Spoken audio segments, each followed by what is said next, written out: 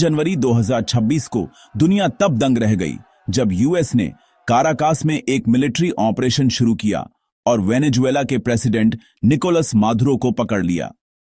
यह असली घटना यूएस वेनेजुएला रिलेशंस में एक टर्निंग पॉइंट है, जिसके इंटरनेशनल लॉ और लाखों जिंदगियों के लिए कॉन्सिक्वेंस हैं।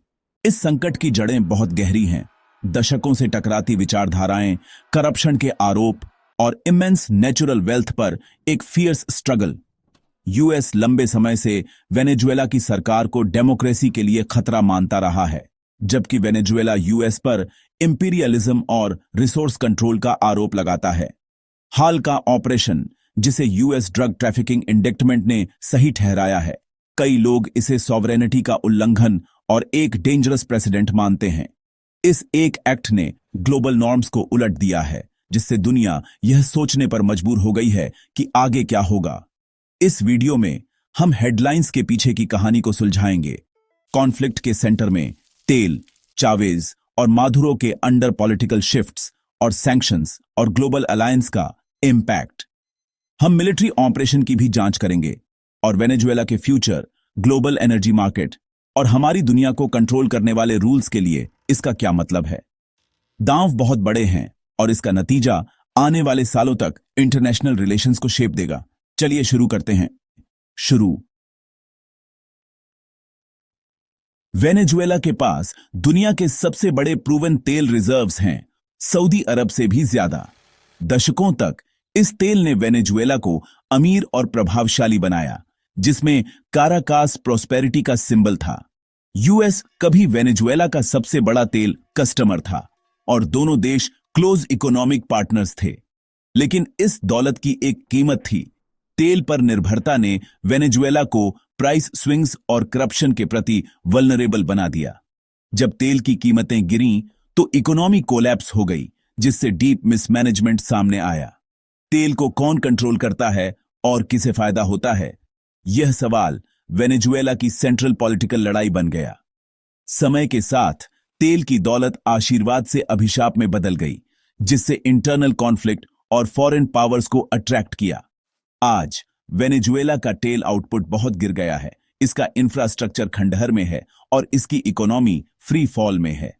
तेल के मुनाफे को लेकर लड़ाई ने पॉलिटिकल उथल-पुथल और इंटरनेशनल कन्फ्रंटेशन के लिए मंच तैयार किया, जो हम अब देखते हैं। तेल सिर्फ वेनेजुएला की लाइफ ब्लड नहीं है। यही वजह है कि दुनिया को आगे क्या होता है इसकी इतनी परवाह है। दबा हुआ खजाना एक युद्ध का मैदान बन गया। 1998 में सब कुछ बदल गया जब ह्यूगो चावेज सत्ता में आए। उन्होंने तेल की दौलत से फाइनेंस होने वाली सोशलिस्ट रेवोल्यूशन का वादा किया। चावेज ने इंडस्ट्रीज को नेशनलाइज किया, यूएस के साथ क्लैश किया और वेनेजुएला की ग्लोबल भूमिका को फिर से परिभाषित किया। उनके सपोर्टर्स के लिए यह सॉवरेनिटी को वापस लेना था, यूएस के लिए यह डेमोक्रेसी और बिजनेस इंटरेस्ट्स के लिए खतरा था। चावेज की मौत के बाद निकोलस मादुरो ने पदभार संभाला, लेकिन उनमें चावेज का करिश्मा नहीं था और उन्हें एक कोलैप्सिंग इकोनॉमी का सामना करना पड़ा। मादुरो की सरकार ने अपोजिशन पर नकेल कसी, जिससे ह्यूमन राइट्स अब्यूजेस और डेमोक्रेसी को खत्म करने के आरोप लगे। एक डिस्प्यूटेड इलेक्शन के बाद यूएस और दर्जनों देशों ने मादुरो को मान्यता देने से इनकार कर दिया। इसके बजाय अपोजिशन लीडर जुआन गुएडो का समर्थन किया। यूएस ने मादुरो के शासन को एक करप्ट नार्को स्टेट करार दिया, जिससे डायरेक्ट कॉन्फ्रंटेशन के लिए जमीन तैयार हुई। जो एक पॉलिटिकल डिस्प्यूट के रूप में शुरू हुआ, वह एक पर्सनल और इंटरनेशनल क्राइसिस में बदल गया।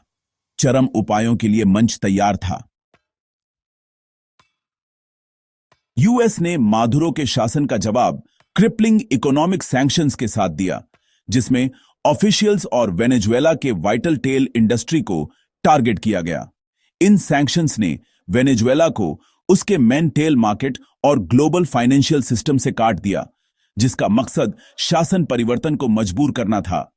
यूएस ने जोर देकर कहा कि सैंक्शंस शासन को टारगेट कर रहे थे, लोगों को नहीं, लेकिन असलियत ऑर्डिनरी वेनेजुएला के लिए विनाशकारी थी।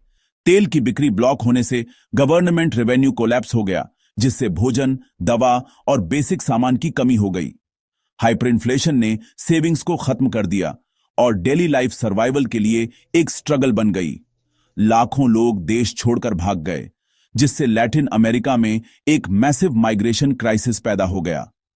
क्रिटिक्स का तर्क है कि सैंक्शंस ने एक खराब सिचुएशन को और खराब कर दिया, पॉपुलेशन को दंडित किया और माधुरो को हटाने में फेल हो गए। ह्यूमैनिटेरियन डिजास्टर गहराता गया, जबकि पॉलिटिकल गतिरोध बना रहा। सैंक्शंस एक ब्रॉडर जियोपॉलिटिकल स्ट्रगल में एक हथियार बन गए, जिसमें ऑर्डिनरी लोग क्रॉसफायर में फंस गए। दबाव ने केवल शासन के रिजॉल्व को और मजबूत किया। डेमोक्रेसी और ह्यूमन राइट्स के बारे में रिटोरिक के नीचे तेल यूएस वेनेजुएला कॉन्फ्लिक्ट में असली इनाम बना हुआ है। वेनेजुएला के रिजर्व्स पर कंट्रोल का मतलब ग्लोबल इन्फ्लुएंस और इकोनॉमिक पावर है। जब वेनेजुएला एक फ्रेंडली सप्लायर था, तो उसकी पॉलिटिक्स को अनदेखा कर दिया गया। जब उसने यूएस इंटरेस्ट्स को चैलेंज किया, तो फोकस उसकी सरकार पर शिफ्ट हो गया। क्रिटिक्स कहते हैं कि यूएस का डेमोक्रेसी के लिए जोर अक्सर एक गहरे लक्ष्य को छुपाता है, तेल तक पहुंच को सिक्योर करना। वेनेजुएला के लीडर्स के लिए लड़ाई सॉवरेंटी की रक्षा करने और फॉरेन डोमिनेशन का विरोध करने के बारे में है। यूएस ऑपरेशन और वेस्टर्न फर्मों के लिए तेल सेक्टर को फिर से खोलने की योजना तेल की सेंट्रल भूमिका की पुष्टि करती है। वेनेजुएला के तेल की वापसी ग्लोबल मार्केट्स को फिर से आकार दे सकती है, कीमतों को कम कर सकती है और पावर को शिफ्ट कर सकती है। इसके मूल में यह ब्लैक गोल्ड पर एक लड़ाई है। वेस्ट द्वारा अलग थलग पड़ने पर वेनेजुएला ने नए सहयोगियों की ओर रुख किया। चीन, रूस और ईरान। चीन ने अरबों के लोन दिए, तेल के साथ रीपेड, जिससे वेनेजुएला के फ्यूचर में उसकी एक बड़ी हिस्सेदारी बन गई। रूस ने हथियार और डिप्लोमेटिक सपोर्ट दिया। वेनेजुएला का उपयोग अमेरिका में यूएस इन्फ्लुएंस को चैलेंज करने के लिए किया। ईरान ने ईंधन और टेक्निकल मदद की पेशकश की, यहां तक कि वेनेजुएला में ड्रोन फैक्ट्री भी बनाई। इन अलायंस ने वेनेजुएला को एक ग्लोबल पावर स्ट्रगल में एक फ्लैश पॉइंट में बदल दिया। कोई भी यूएस कार्रवाई इन प्रतिद्वंद्वियों के साथ टकराव का जोखिम उठाती थी, जिससे लैटिन अमेरिका से कहीं आगे दांव बढ़ जाते थे। कॉन्फ्लिक्ट केवल रीजनल पॉलिटिक्स ही नहीं, बल्कि ग्लोबल इन्फ्लुएंस का एक टेस्ट बन गया। वेनेजुएला का संकट अब एक बहुत बड़े जियोपॉलिटिकल चेसबोर्ड का एक टुकड़ा था। दुनिया ने देखा कि टेंशन बढ़ता गया। 3 जनवरी 2026 को यूएस ने ऑपरेशन एब्सोल्यूट रिजॉल्व शुरू किया।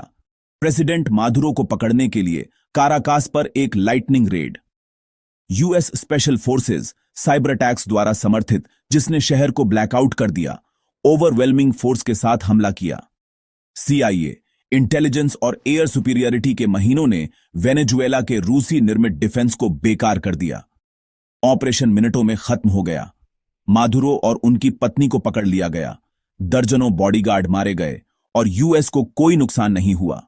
यूएस ने रेड को एक लॉ एनफोर्समेंट एक्शन के रूप में फ्रेम किया, एक ड्रग ट्रैफिकिंग इंडिक्टमेंट का हवाला देते हुए युद्ध का एक एक्ट नहीं। यह लीगल जस्टिफिकेशन विवादास्पद था, लेकिन मैसेज क्लियर था, यूएस खतरों को दूर करने के लिए यूनिलैटरली काम करेगा।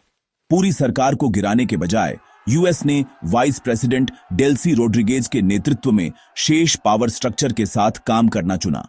लक्ष्य वेनेजुएला को स्थिर करना, माइग्रेशन को रोकना, ड्रग्स पर नकेल कसना और वेस्टर्न इन्वेस्टमेंट के लिए तेल सेक्टर को फिर से खोलना। ऑपरेशन ने यूएस मिलिट्री डोमिनेंस को दिखाया और इंटरवेंशन के लिए एक नया प्रेसिडेंट स्थापित किया। यह वेनेजुएला के फ्यूचर और रीजन के पावर बैलेंस को फिर से आकार देने के लिए एक कैलकुलेटेड मूव था। दुनिया हिल गई थी। ऑपरेशन एब्सोल्यूट रिजॉल्व ने दुनिया भर में सदमे की लहरें भेजीं, जिससे इंटरनेशनल कम्युनिटी बंट गई। यूएस सहयोगियों ने सतर्क समर्थन की पेशकश की, लेकिन सॉवरेंटी के उल्लंघन के बारे में असहज थे। रूस, चीन और ईरान ने रेड को इंपीरियलिस्ट अग्रेशन के रूप में निंदा की और यूएन एक्शन की मांग की।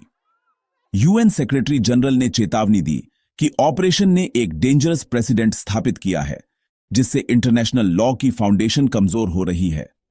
रूसी एयर डिफेंस की विफलता ने मॉस्को को शर्मिंदा किया और वेनेजुएला के साथ उसके अलायंस की सीमाओं को उजागर किया। लैटिन अमेरिका में कई लोगों के लिए रेड ने यूएस इंटरवेंशनिज्म और मोनरो डॉक्ट्रिन की वापसी के डर को फिर से जगाया। एनालिस्टों ने बहस की कि क्या यह रीजन में अमेरिकी असर्टिवनेस के एक नए युग को चिह्नित करता है। दुनिया अब यह देखने के लिए इंतजार कर रही है कि क्या यह एक वन ऑफ था या एक नई, अधिक आक्रामक यूएस फॉरेन पॉलिसी की शुरुआत।